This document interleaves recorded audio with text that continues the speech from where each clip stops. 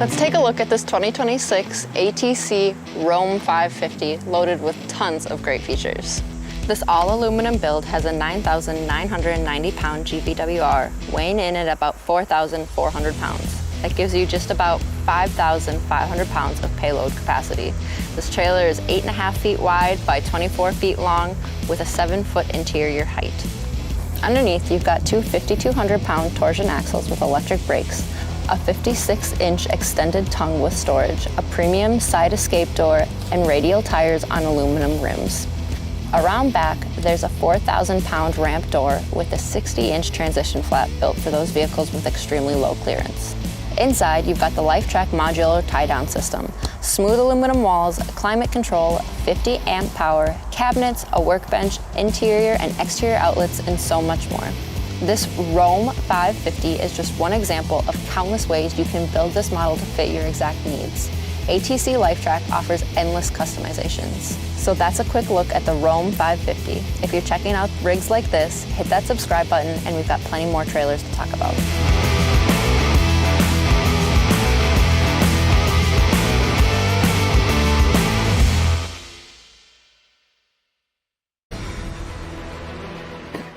So Iran negotiations on edge this morning after the United States conducted self-defense strikes near the Strait of Hormuz Monday. And Iran's supreme leader is calling for an end to U.S. military bases in the Gulf region, saying, quote, the hands of time will not turn back. Chief Foreign Correspondent Trey Ying's joining us now live from Tel Aviv with the very latest. Good morning, Trey.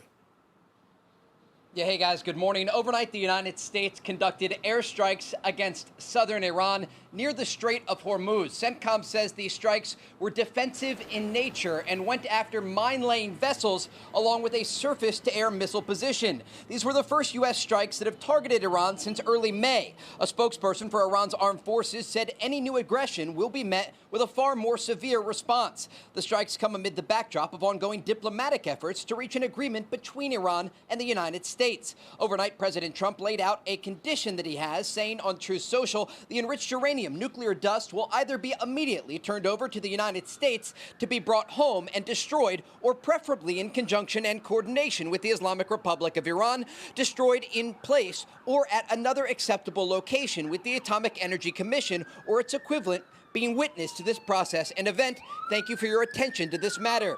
The other key issue has to do with the Strait of Hormuz. Secretary of State Marco Rubio reiterated the Trump administration position on this critical waterway during a gaggle today. The straits have to be open. They're going to be open one way or the other. So they need to be open. What's happening there is unlawful, it's illegal, it's unsustainable for the world, it's unacceptable. That cannot happen. The straits need to be open, unimpeded, without tolls. And obviously that needs to happen immediately, as soon as anything. We're also tracking developments in the conflict between Israel and Iran's largest proxy, Hezbollah. The Israelis have vowed to ramp up strikes on the group amid ongoing drone and rocket attacks launched from southern Lebanon. I want to bless the residents of the North's resilience that inspires all of us. But what this requires of us now is to increase the blows, to increase the intensity. We will smite them with overwhelming force. A regional source told Fox News more talks are scheduled for later this week between the Israeli and Lebanese governments aimed at increasing diplomatic relations between the two countries and getting rid of Hezbollah. Guys? So, Trey, I know there's talk about the deal, but it's hard to say that the Iranians are serious about the deal. And they always talk. That's just part of their propaganda. But they're laying mines in the Strait, which is a violation of the deal that they want to get done with the United States. So how can we even take them seriously? It's a great question, and it's a major challenge for the Trump administration because they are dealing with bad faith actors at the negotiating table. And despite the fact that there is an immense amount of economic pressure on the Iranian regime, they are still doing what they can to disrupt international shipping because they see the Strait of Hormuz as the last critical piece of leverage that they have. Their nuclear program was destroyed during Operation Midnight Hammer last summer. During Operation Epic Fury, much of their military was dismantled, including their navy that now sits at the bottom of the sea. And they're running out of cards to play at the negotiating table during very high-level talks that are still taking place. A regional diplomat confirmed to Fox News overnight that Iran's Speaker of the Parliament and also the country's foreign minister remained in Doha, Qatar, to try and hammer out some of those details. But as it relates to these mine-laying vessels and what was targeted overnight, it's an indication that the Iranians still have the ability to disrupt international shipping in the Strait of Hormuz. And that was the reason that the United States conducted these strikes against those small mine-laying vessels that remain, and also some of these surface-to-air launching positions that are close to the city of Bandar Abbas. So, guys, just to pick up on that, because you've been doing great reporting about the meetings in Doha between the Parliament Speaker, Ghalibaf, and the Foreign Minister, Arachi, are they actually holding weight to make decisions at that negotiating table?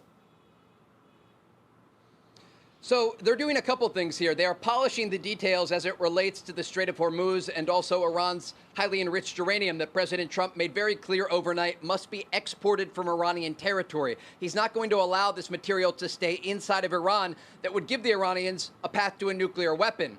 But the Qataris play a critical role here, and one of those roles has to do with the economic element and what the Iranians will receive in return. Now, U.S. officials have been very clear. The Iranians are not going to get any sort of sanctions relief or oil sanctions waivers unless they adhere to their end of this deal. But if they do, some of those funds are actually tied up in Qatar, and that is the reason that the Qataris are playing this direct role in some of these behind-the-scenes negotiations to understand how these funds are going to be released and a manner in which they're going to do so. Because what the Trump administration is going to avoid here is the mistake of the Obama administration, and that was just providing the Iranian regime with pallets of cash or unlimited funds that they, according to their own foreign ministry spokesperson yesterday, would channel back into their missile and drone programs. And so there's a lot of moving parts here at the negotiating table, and they're trying to, in parallel, ensure that an agreement can be reached as it relates to the Strait of Hormuz and then enter into those nuclear negotiations while also ensuring that the Iranians aren't just getting free money or sanctions relief that they would then use to try and prop up their military program. Trey, you've been saying that the president, we all read it on Truth Social, that to turn over this enriched uranium so that it can be brought home, we can destroy it here or we can destroy it there. What's the likelihood that they will come to the table and they will agree to that? Because that's really why we got into this conflict in the first place, to make sure they don't have a nuclear weapon. It's a great question, and it's unlikely that they will allow this highly enriched uranium to be exported to the United States. Iranian state media has floated the idea of doing this process in China or dismantling it internally. They have the ability to basically reverse the steps here. Remember, when we talk about how uranium is ultimately enriched, it starts with that uranium ore that is mined from the ground. It's then through a chemical reaction turned into yellow cake and then into hexafluoride gas. And they spin that gas very rapidly in these advanced centrifuges, and the heavier particles go to the outside and the lighter ones stay in the middle. And so they repeat this process over and over, and ultimately the Trump administration wants to ensure they cannot do this in the future. Great job, as always, Trey. Thank you. Thanks, Trey. Be sure to like and subscribe for all the Fox News latest on YouTube and catch full shows streaming now on Fox One.